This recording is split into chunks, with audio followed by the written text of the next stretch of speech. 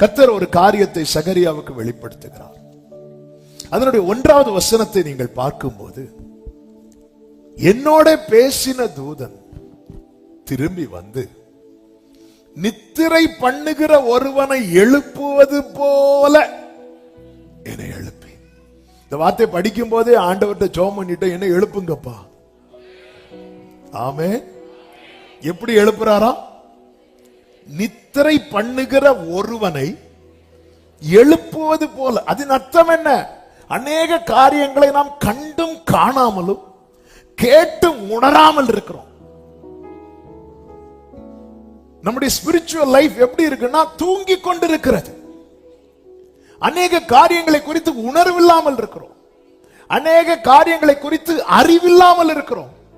அநேக காரியங்களை குறித்து எச்சரிப்பா இருக்க வேண்டிய இடத்துல, ஜாக்கிரதையா இருக்க வேண்டிய இடத்துல அஜாக்கிரதையாகவும் அசதியாகவும் இருக்கிறோம். அந்த இடத்துல நீங்க சகரியா சொல்லுகிறார், நித்திரை பண்ணுகிற ஒருவனை எழுப்புவது போல என்னை எழுப்பி. பிரியமான கர்த்தருடைய பிள்ளைகளே, நம்முடைய ஆவிக்குரிய லைஃப் தொய்ந்து போகிறது, மங்கி போகிறது, ஒரு தூங்குகிற நிலையை நோக்கி போகிறது என்றால், கர்த்தாவே அன்று சகரியாவை நித்திரை பண்ணுகிறவனை எழுப்புவது போல எழுப்பினீரே, என்னையும் எழுப்புவீராக. ஆமென். ஹல்லேலூயா. சிம்சோன் எழும்பி இருந்தானா பெலிஸ்தியர் வந்திருப்பாங்களா? ஹல்லேலூயா. பேதுரு எழும்பி இருந்திருப்பானா சோதனைக்கு உட்பட்டு இருப்பானா? யோனா எழும்பி இருந்திருப்பானா இப்படி ஒரு புயல் அகப்பட்டிருப்பானா? இல்ல. நம்ம எல்லாம் என்ன பண்றோம்? ஹல்லேலூயா. கப்பலின் அடித்தட்டுல போய் படுத்து தூங்கிட்டு இருக்கிறான். அடிச்ச புயல்ல கப்பலின் மேல் தட்டுக்கு வந்துட்டான். ஹல்லேலூயா. மேல வந்து டாப்ல கொண்டு வந்து தூக்கி போட்டாங்க. ஆமென். Praise the Lord.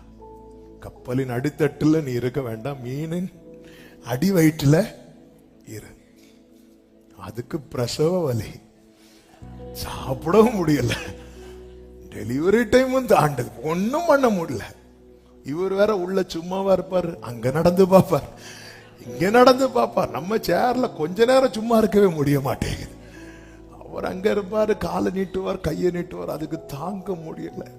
பாத்தீங்களா? மனுக்குள்ள தப்பு பண்ணா மற்ற ஜீவன்களும் பாதிக்கப்படுது.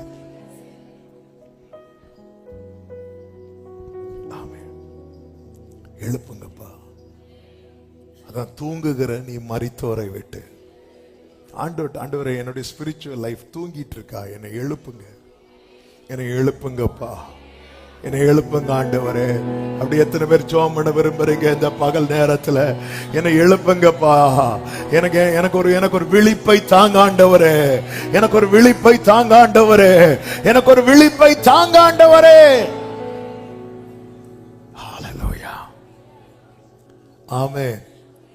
அதாவது சிம்சோனுடைய முடி கம்ப்ளீட்டா, சிம்சோனுக்கு முடிங்கிறது நம்ம மாதிரி முடி கிடையாது. நம்ம வேணா எங்களை மாதிரி இப்படி பார்த்தோன்னு கீழே உள்ளதுக்கு அது அதுல கத்திப்பட்டு ரொம்ப, அதெல்லாம் கத்தியில வெட்டணும்னா எப்படிப்பட்ட கத்தியை வச்சு வெட்டணும்? பெரிய வெட்டு கத்தி வச்சு வெட்டினாதான் வெட்ட முடியும். சிலருக்கு முடியல, வெட்டவே முடியாது. அப்போ அவ்வளோ வெட்டுறது வர ஆளு தூங்கிட்டு இருக்காரு. சில நேரத்தில் நம்மள லைட்டா யாரா டச் பண்ணாலே நம்ம தூக்கம் போயிரும். அவன் எந்த அளவுக்கு நித்திரைக்குள்ளே இருக்கிறான் பாருங்கள். இப்படிதான் அநேகருடைய ஸ்பிரிச்சுவல் லைஃப் இருக்கிறது. திருடன் வந்து அவ்வளவும் திருடி போறது வரைக்கும் தெரியாது, போனதுக்கு அப்புறம் தெரியாது. போனதுக்கு அப்புறம் பெலிஸ்தியர் வந்து விட்டார்கள் என்று சத்தம் வந்ததுக்கு அப்புறம் தான் நான் எல்லாவற்றையும் உதறி போட்டுட்டு போவேன். அவ்வளவுதான் முடிஞ்சு. நமக்கு தெரிய மாட்டேங்குது. ஆண்டவரே, நித்திரை பண்ணுகிற ஒருவனை எழுப்புவது போல என்னை எழுப்பு. இனி என் வாழ்க்கையில நான் ஏமாற்றத்தையும் தோல்வியையும் நஷ்டத்தையும் இழப்பையும் தாமதத்தையும் பார்க்க விரும்பவில்லை அப்பா. நித்திரை பண்ணுகிறவனை எழுப்புவது போல என்னை எழுப்புவீராக. அப்படி எழுப்பி அவன் கண்ணுக்கு முதல்ல என்ன காட்டுறார் தெரியுமா? நீ காண்கிறது என்னவென்று கேட்கிறார். உடனே அவன், இதோ முழுவதும் பொன்னினால் செய்யப்பட்ட குத்து விளக்கை காண்கிறேன். குத்து விளக்கை குத்து விளக்கு, லேம்ப் ஸ்டாண்ட். அது எதற்கு அடையாளமா இருக்கிறது என்றால் தேவ பிரசனம், தேவ சமூகம், தேவ சமூகம். இந்த தேவ சமூகத்திலே இதெல்லாம் இந்த குத்து விளக்கு எதற்கெல்லாம் அடையாளமாய் கொடுக்கப்பட்டிருக்கிறது? ஆமென். 1 பரிசுத்தம், 2 மகிமை, 3 சத்தியம், 4 கர்த்தருடைய வெளிச்சம், 5 நித்திய ஜீவன். இவை உள் அடங்கியதுதான் God's presence, தேவ சமூகம்.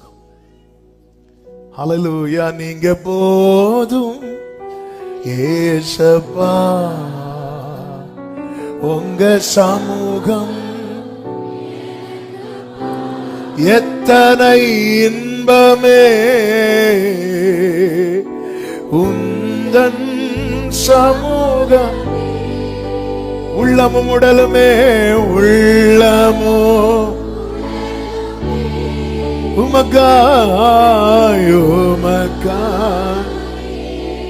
நல்ல கவனமா கேளுங்க. ஆண்டவர் சமூகத்திலே தரித்திருக்கிறவர்கள் தான் பரிசுத்தமாக்கப்படுவார்கள்.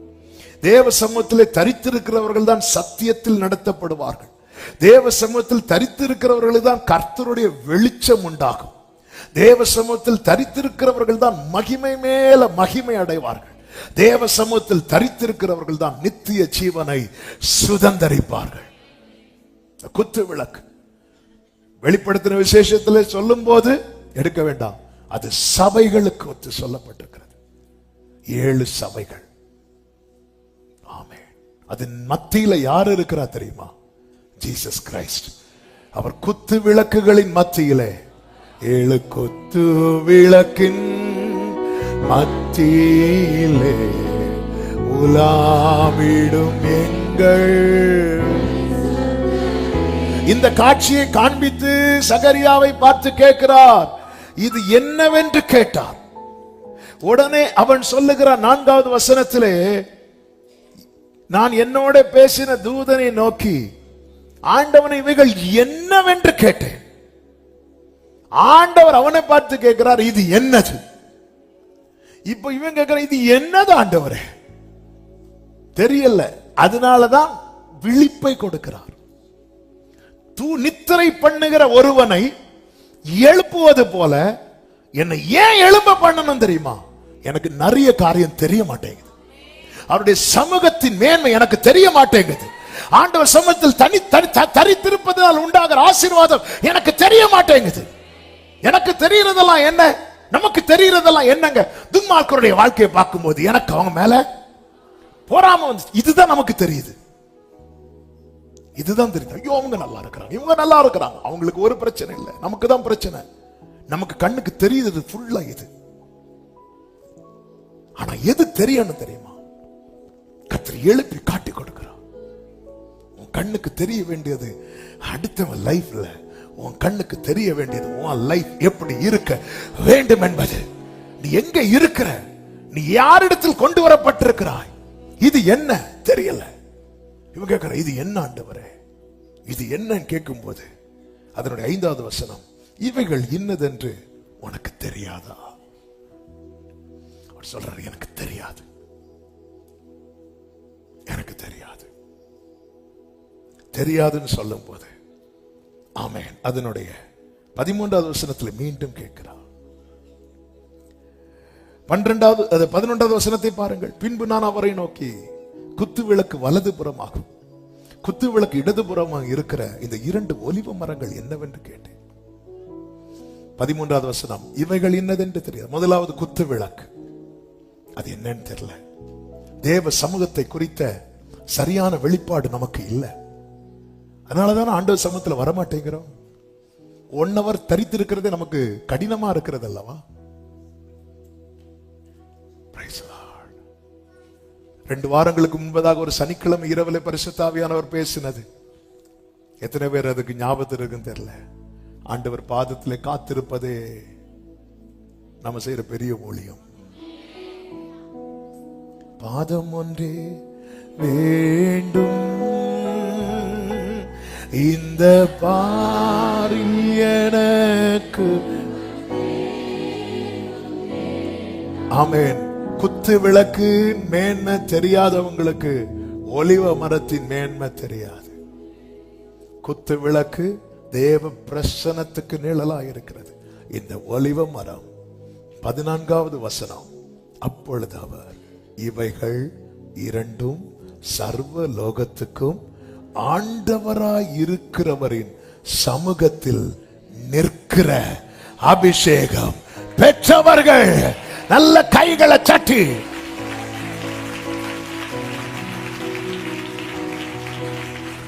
சர்வ லோகத்துக்கும் ஆமென் ஆமென் சொல்லுங்க பார்க்கலாம்.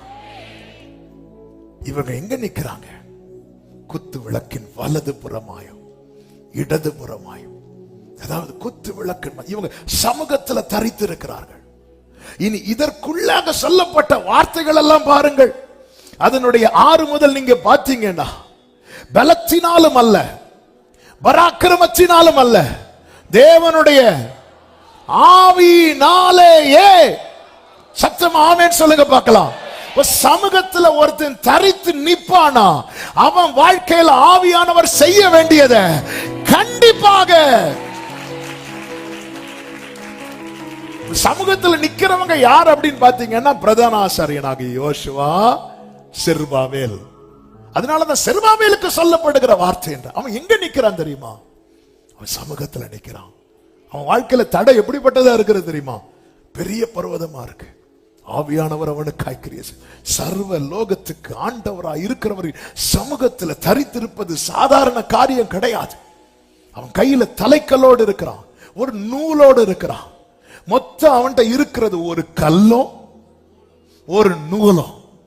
ஒரு கல்லும் ஒரு நூலும். இதை வச்சு சர்ச்சு கட்ட போறாராம். கையில எவ்வளவு வச்சிருக்கீங்க? கையில 2000 வச்சிருக்கிறேன். என்ன பண்ண போறீங்க? பிசினஸ் பண்ண போறேன். எப்படி இருக்கும்? ஆமென் ஹல்லேலூயா. இப்போ அவன் கையில என்ன இருக்குன்னு மேட்டர் இல்ல, அவன் கால் எங்க நிக்குதுன்னு மேட்டர். இவன் எங்க நிக்கிறான்? இவன் அபிஷேகம் பெற்றவன் எங்க நிக்கிறான்? எங்கேயோ அல்ல, சர்வ லோகத்துக்கு ஆண்டவராய் இருக்கிறவன் சமூகத்துல. உன் கையில ஒரு கல்லும் ஒரு நூலும் இருக்கலாம், ஆனால் ஒன்றை புரிந்து கொள், செருபாபேலின் கைகள் இந்த ஆலயத்துக்கு அஸ்திவாரம் போட்டது. அவன் கைகளே அதை செய்து